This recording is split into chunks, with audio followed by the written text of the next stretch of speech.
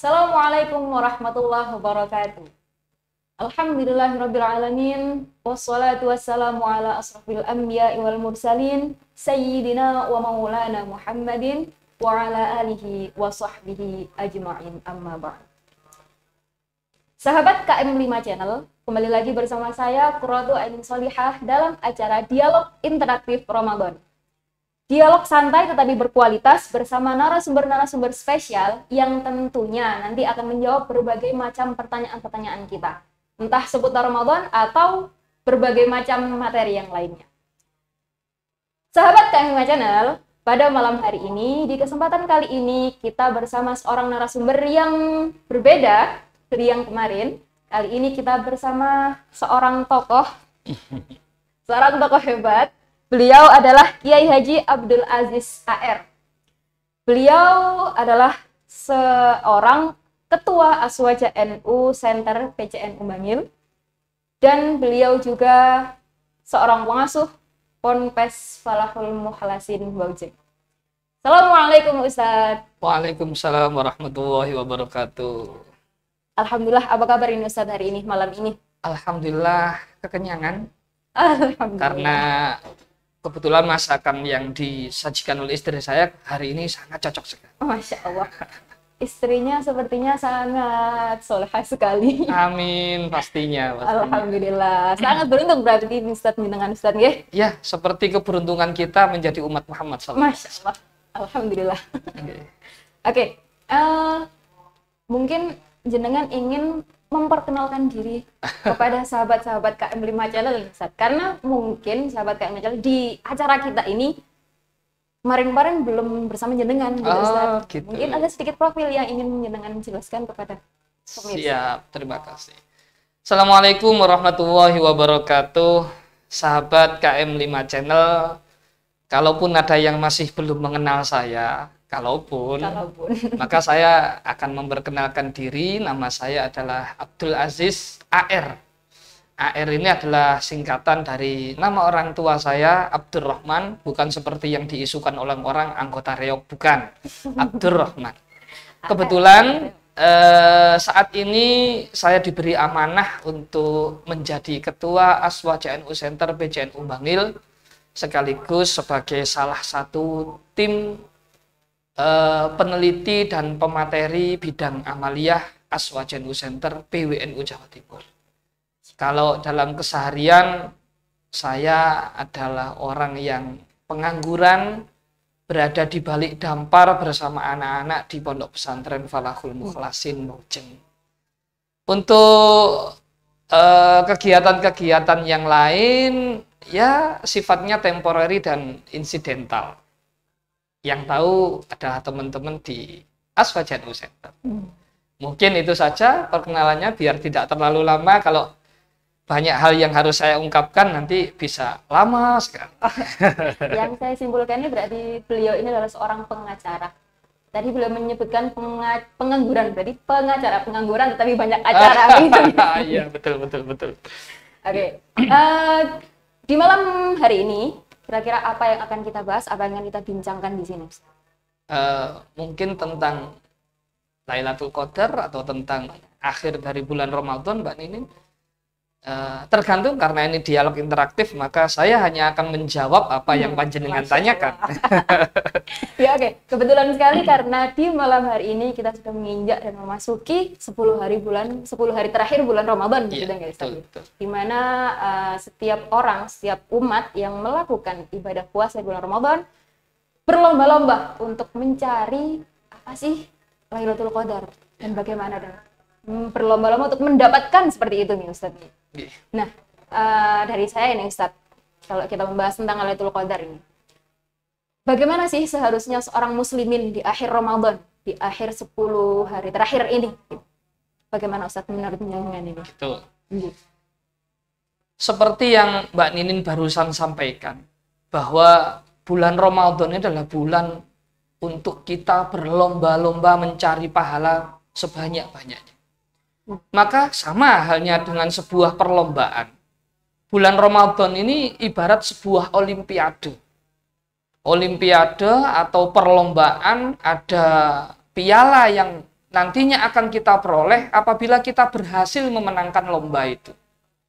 Anggap saja Ramadan ini ibarat lomba lari atau lomba balap. Maka lazimnya orang yang mengikuti lomba lari atau lazimnya orang yang mengikuti balapan, ketika dia sudah melihat garis finish yang akan dia hadapi, maka dia akan meningkatkan kekuatan larinya. Dia akan memperkuat atau mempercepat kendaraan yang dia bawa agar supaya bisa mencapai garis finish lebih awal. Agar supaya bisa dia meraih medali yang diinginkan, meraih piala yang diharapkan. Maka selayaknya muslimin muslimat yang memang berlomba-lomba mencari pahala besar di dalam bulan Ramadan ini, ketika sudah mengetahui bahwa ini adalah malam-malam terakhir Ramadan, dia akan meningkatkan kualitas ibadahnya, dia akan meningkatkan kuantitas ibadahnya juga. Sebagaimana yang Rasulullah Shallallahu Alaihi Wasallam sabdakan, taharrau lailatal qadri fil witri minal ashril awakhiri min Ramadan. Berusahalah kalian untuk mencari Lailatul Qadar di malam-malam ganjil di malam-malam ganjil yang terakhir dari bulan Ramadan. Kata-kata taharrau ini adalah anjuran Rasulullah agar supaya kita lebih meningkatkan kualitas ibadah, meningkatkan kuantitas ibadah di akhir-akhir bulan Ramadan, dikarenakan tujuan atau finish dari bulan Ramadan ini sudah tampak. Kalau kita tidak melakukan itu, maka kita tidak akan mendapatkan pahala yang dituju oleh setiap orang Islam yang melakukan puasa, yaitu menjadi orang yang bertakwa. Seperti yang diungkapkan dalam surat Al-Baqarah, la'allakum tattaqun. Ya, tapi kenyataannya memang agak berbeda. Di lingkungan kita, di sekitar kita, kalau sudah akhir Ramadan itu ternyata malah kendor. Jamaah di sholat tarawih semakin berkurang, soft di beberapa masjid banyak kemajuan. Itu real sekali, Ustaz. Itu real sekali. Saya juga merasakan itu sendiri, Ustaz. Anda sendiri merasakan? Merasakannya. Di akhir Ramadan tidak ke masjid. Di tengah justru barisan-barisan belakang semakin menghilang gitu. Itu ya Allah. Makanya saya heran ketika sudah tampak akhir Ramadan, sudah melihat bahwa Ramadan akan pergi dengan hadirnya Idul Fitri. Bukan mempersiapkan banyaknya bekal di bulan Ramadan, tapi mempersiapkan kedatangan Idul Fitri dengan berbelanja baju-baju baru, sarung-sarung baru, dan lain sebagainya. Tidak seperti teman-teman saya di Aswa Jenu Center, tidak berburu baju-baju baru, tapi berharap datangnya baju-baju baru itu sendiri. Masya Allah. Berharap ya, bukan berburu ini. Tidak berarti berburu. Iya. Paham saya. Iya. Itu saja mungkin. Oke. Karena setiap orang selalu berlomba-lomba. Nah, kira-kira bagaimana sih di balik Lailatul Qadar itu sebenarnya? Latar belakangnya Lailatul Qadar, kenapa sampai setiap orang, setiap umat itu selalu berlomba-lomba? Begini, Islam itu adalah agama yang sangat spesial. Islam adalah agama yang syariatnya mengganti syariat-syariat Nabi yang terdahulu. Maka di Islam banyak sekali keistimewaan yang tidak terdapat di agama-agama terdahulu. Salah satunya adalah bulan Ramadan, dan salah satunya lagi adalah Lailatul Qadar. Kenapa Lailatul Qadar menjadi istimewa dan menjadi buruan umat muslim yang menyadari pentingnya dan betapa istimewanya Lailatul Qadar? Pertama, Rasulullah menyebut bahwa Allah Subhanahu wa Ta'ala menyebutkan bahwa kitab suci Al-Quran sebagai kitab atau sebagai mukjizat Rasulullah yang paling utama itu diturunkan di malam Lailatul Qadar di bulan Ramadan. Di dalam surat Al-Baqarah kalau tidak salah ayat 185 Allah Subhanahu wa Ta'ala bersabda, "Syahrul Ramadan alladzi unzila fihil Qur'an." Bulan Ramadan itu bulan yang di sana di dalamnya diturunkan bulan Al-Qur'an. Kemudian ada kombinasi di dalam surat Al-Baqarah, di dalam surat Al-Qadar. Allah berfirman, "Inna anzalnahu fi lailatul qadar."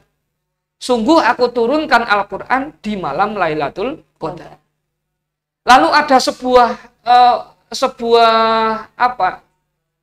predikat, sebuah sifat yang disebutkan oleh Allah bahwa malam Lailatul Qadar ini malam yang penuh berkah. Di dalam surat Ad-Dukhan ayat 3 kalau tidak salah, ada Allah menyebutkan inna anzalnahu fi lailatin mubarakah. Sungguh aku turunkan Al-Quran itu di malam yang penuh dengan keberkahan. Keberkahan yang bagaimana yang ada di dalam Lailatul Qadar? Allah sendiri menyebutkan di situ. Lailatul Qadri khairum min alfi syahr. Lailatul Qadar itu lebih utama, lebih baik daripada 1000 bulan. Nah ini menariknya. 1000 bulan ini kalau kita hitung secara hitungan matematik, maka ketemu totalnya 83 tahun 4 bulan. Belum tentu orang bisa hidup selama itu. Betul. Belum tentu orang bisa hidup sampai umur 83 tahun. Kita buat nilai standar umur kita saja mungkin kira-kira 60 atau 65. Kalau mengikuti umur standarnya Rasulullah begitu. Ya, betul.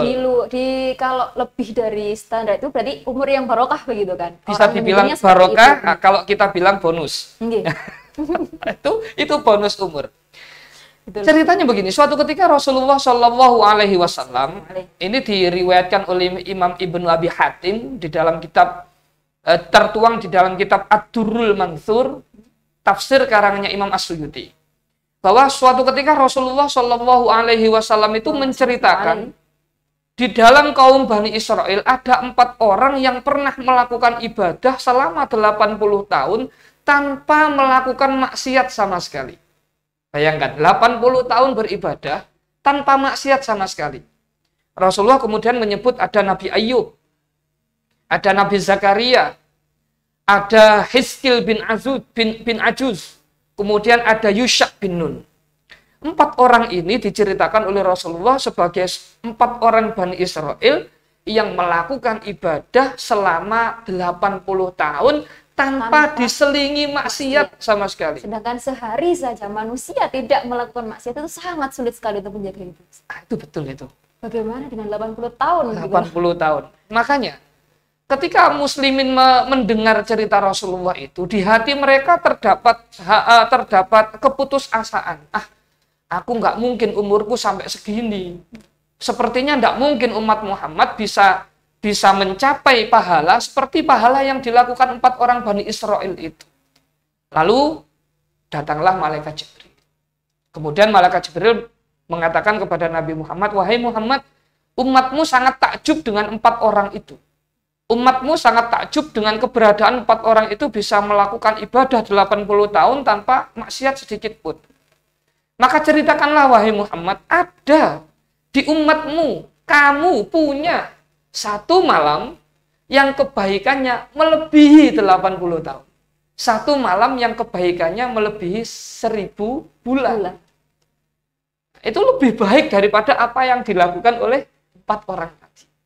Lalu malaikat Jibril membacakan ayat inna anzalnahu fi lailatul qadar sampai akhir. Kemudian ada lagi histori yang saya pernah ambil dari kitab karangan Syekh Utsman bin Hasan, yaitu kitab Durratun Nasihin. Ada cerita yang unik. Mungkin kita pernah mendengar kisah tentang Samson. Samson, orang kuat itu kan. Sebenarnya ini ceritanya berkaitan dengan kaum Bani Israel, cuma namanya lain.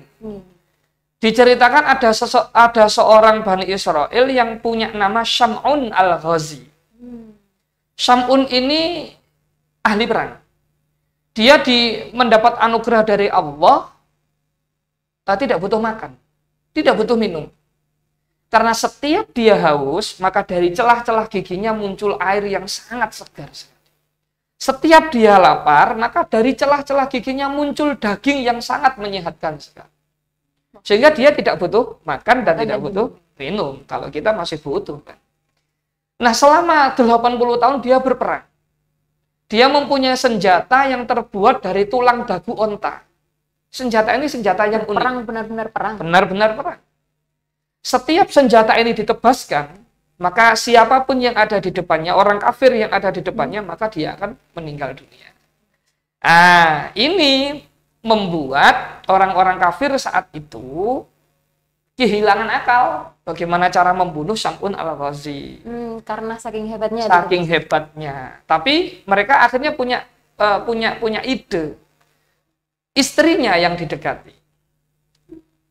Bagaimanapun juga kan nuwun sewu ya, wanita itu punya kecenderungan memiliki apa yang diinginkan lebih banyak daripada seorang laki-laki gitu.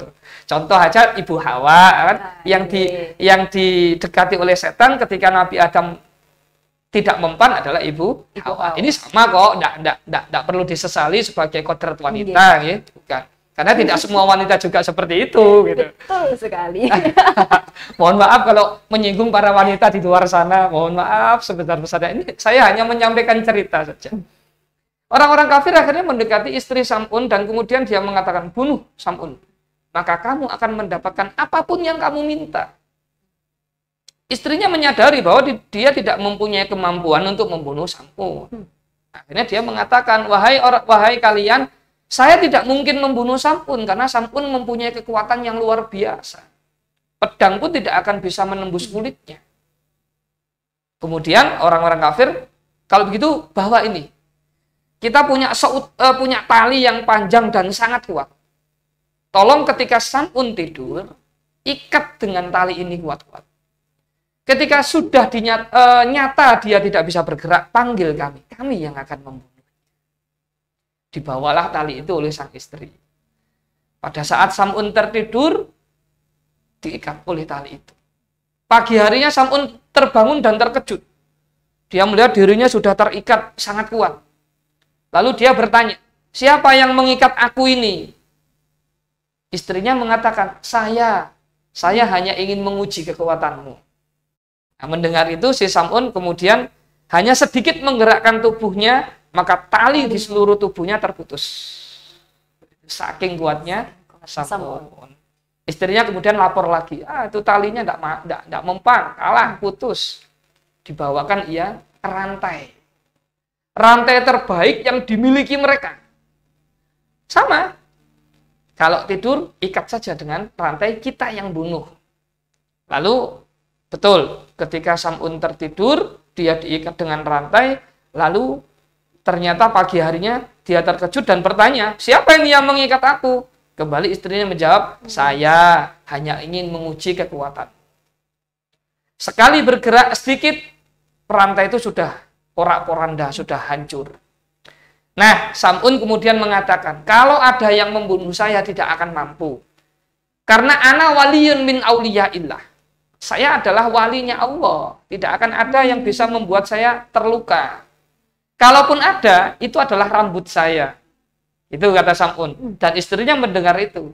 Maka ketika Sam'un tertidur, istrinya kemudian memotong seluruh rambut panjangnya, karena memang rambutnya panjang. Sangat panjang.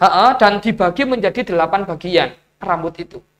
4 bagian rambutnya itu digunakan untuk mengikat tangannya, dan 4 bagian lagi diikatkan di kakinya. Setelah pagi terbangun dan ternyata singkat cerita Sam'un tidak bisa bergerak, maka dia dibawa oleh orang-orang kafir ke sebuah gedung yang biasanya gedung itu untuk menyembelih hewan ternak. Diikat Sam'un itu ke salah satu tiang, lalu disiksa.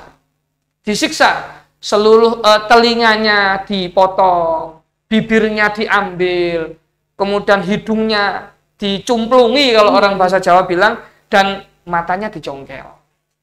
Itu siksaan yang dialami oleh Sam'un. Lalu malaikat Jibril datang. Sam'un, kalau ada kesempatan meminta, apa yang kamu minta saat ini? Dia kemudian mengatakan, wahai Jibril, sampaikan, beri saya kekuatan sekali saja. Kembalikan kekuatan saya sekali saja. Maka saya akan gunakan untuk menggerakkan menggerakkan cagak tiang ini, agar supaya orang-orang itu terbunuh. Dan itu diberikan oleh Allah, sekali gerak kemudian mereka terbunuh. Setelah itu Sam'un beribadah kepada Allah selama 83 tahun tanpa melakukan maksiat sama sekali. Ini yang kemudian membuat kaum muslimin begitu haru dan banyak yang meneteskan air mata juga lalu kemudian malaikat Jibril datang dan memberitahukan ada satu malam yang punya keutamaan lebih hebat daripada apa yang dikerjakan oleh si Sam'un, yaitu Lailatul Qadar. Gitu. Cerita yang sangat dalam sekali ini, Ustaz. Sangat dalam. Sangat dalam. Terutama di porsi istrinya itu tadi. Lagi-lagi ya membahas persoalan wanita ini. Oke, itu tadi guyonan-guyonan kita, Ustaz. Nah, kemudian ini Ustaz, kalau tadi kan kisahnya. Nah, sekarang kira-kira untuk mendapatkan Lailatul Qadar itu sendiri, amalan apa sih Ustaz yang bisa kita lakukan untuk mendapatkan malam yang lebih baik daripada 1000 bulan itu? Oke. Amalan apakah yang sangat berpotensi bagi kita untuk merengkuh Lailatul Qadar? Istilah merengkuh itu saya ambil dari Ketua LTN PCNU Bangil, Ustadz Khairul Anam. Beliau mengajukan tema sebenarnya untuk merengkuh Lailatul Qadar. Nanti bisa disesuaikan ya, apakah benar judulnya adalah ya, nanti bisa ditanyakan beliau, merengkuh itu maksudnya apa? Merengkuh Lailatul Qadar. Yang pertama, Lailatul Qadar itu digapai dengan cara sholat, dengan cara qiyamul lail. Rasulullah Shallallahu Alaihi Wasallam bersabda, "Mangqama Lailatul Qadri imanan wahtisaba, ghufira lahu ma taqaddama min dzambi." Barang siapa yang qiyamul lail, barang siapa yang mendirikan atau menghidupkan Lailatul Qadar karena imannya dia, karena berharap pahala, maka ghufira lahu min dzambi, ma taqaddama min dzambi, diampuni dosa-dosanya yang terdahulu. Itu yang pertama. Kemudian sholat ini adalah ibadah yang qiyamul lail ini adalah ibadah yang sering didengungkan sejak awal bulan Ramadan. Makanya di era siapa itu Sayyidina Umar radhiyallahu an menghidupkan jamaah sholat tarawih sampai 20 rakaat. Itu tujuannya adalah li'ihya'i lailati Ramadan, untuk menghidupkan malam-malam bulan Ramadan. Kemudian yang kedua, dengan iktikaf. Dengan iktikaf di masjid. Siti Aisyah radhiyallahu an pernah meriwayatkan sebuah hadis, karena Rasulullah Shallallahu Alaihi Wasallam ya'takiful ashrul awakhir min Ramadan hatta tawaffahullah. Rasulullah Shallallahu Alaihi Wasallam itu selalu melakukan iktikaf di 10 akhir bulan Ramadan sampai beliau wafat. Setelah beliau wafat, tsumma takafa azwajuhu min ba'di. Kemudian istri-istri beliau iktikaf setelah wafatnya beliau. Setiap di 10 akhir bulan Ramadan. Makanya kalau kita membuka kitab fikih, misalnya I'anatul Thalibin, syarahnya Fathul Mu'in, maka di pembahasan tentang sunnahnya iktikaf, hadis ini yang ada. Hadis yang diriwayatkan oleh Siti Aisyah radhiyallahu an sebagai bahan atau sebagai acuan potensi untuk mencapai Lailatul Qadar. Cuma kadang-kadang saya mendapat pertanyaan begini. Ustadz, iya kalau laki-laki mudah iktikaf di masjid ya. Laki-laki perempuan ini yang bikin masalah. Nah, baru mau saya tanyakan ini Ustadz. Tadi sudah teruntuk di sini, kalau nanti perempuan bagaimana? Sekarang nyambung iya, sekali. Memang sebenarnya presenter dan narasumber sudah ada ikatan batin. Chemistry-nya sudah ada begitu nih. Bercanda. Ada sebuah ibarat yang ada yang tertulis di dalam kitab I'anatul Thalibin, menyebutkan bahwa wajawwazahu ba'du ashabi Malikin wa ba'du ashabi Syafi'i lil mar'ati war rajuli fi masjidi baitiha. Fi masjidi baitiha. Sebagian ulama madhab Malik dan sebagian ulama madhab Syafi'i itu memperbolehkan iktikaf di bagian tempat, di suatu tempat di bagian rumahnya yang dia niati sebagai masjid. Nah, satu contoh begini. Banyak orang itu kalau membuat rumah itu ada sebagian di belakang atau biasanya ditempatkan di antara kamar dan kamar mandi, ada sebuah tempat yang diniatkan sebagai musola. Nah, kalau misalnya tempat itu dia niatkan sebagai masjid, masjidnya, kan masjid tidak harus masjid yang dibangun besar. Satu bagian diniati masjid, berarti nanti di tempat itu tidak diperbolehkan melakukan hal-hal yang dilarang ketika dilakukan di masjid. Gitu. Misalnya itu saja digunakan untuk itikaf, boleh. Oleh sebagian ulama Syafi'i, oleh sebagian ulama Maliki, boleh itikaf di situ. Nah, untuk perempuan misalnya, dia punya satu tempat atau satu sajadah saja, misalnya sajadah ini diniati dia sebagai masjid, itikafnya di situ, nggak apa-apa. Untuk amalan-amalannya berarti sama. Sholat di situ, zikir di situ, niat itikaf. Itikaf kan amalannya nanti bermacam-macam. Kalau dia mampu melakukan sholat aja terus. Kemudian diselingi dengan bacaan zikir, monggo digunakan untuk membaca Al-Quran, tambah lebih bagus. Terus kalau misal begini, Ustaz, wanita kan pasti ada jedanya ini. Menstruasi. Menstruasi, haid begitu kan. Nah, orang haid kan tidak boleh berdiam diri di masjid. Kalau tadi sudah kita niatkan sebagai masjid, berarti kan itu sudah wilayah masjid gitu kan di rumahnya. Nah, otomatis tidak boleh berarti dong Ustaz di situ. Bisa. Boleh. Tidak, tapi bukan iktikaf namanya. Tetap bisa punya peluang untuk meraih Lailatul Qadar, tapi bukan dengan cara iktikaf, bukan dengan cara sholat, bukan dengan cara membaca Al-Quran.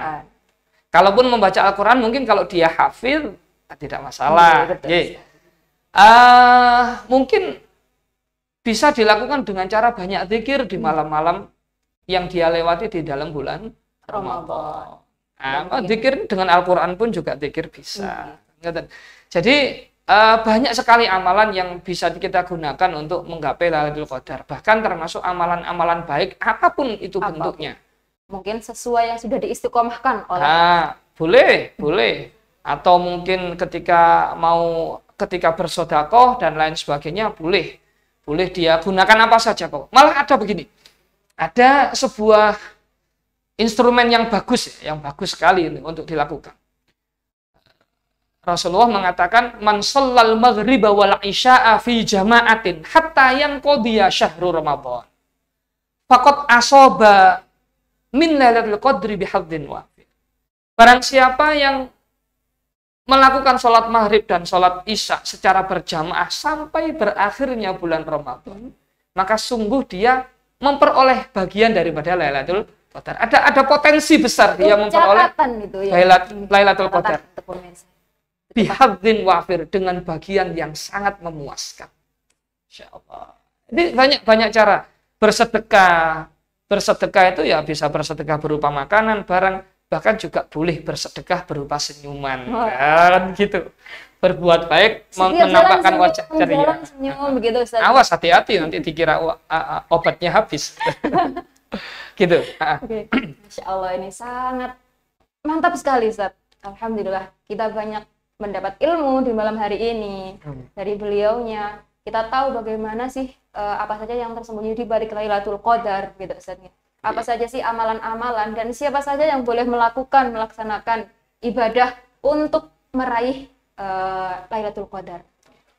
Tentunya di akhir 10 hari ini yang sudah kita duduki sekarang, malam 21. Semoga kita semuanya bisa menjalankan ibadah dengan sebaik mungkin sehingga kita juga bisa memenangkan baik Lailatul Qadar ataupun Ramadannya sendiri, begitu Ustaz.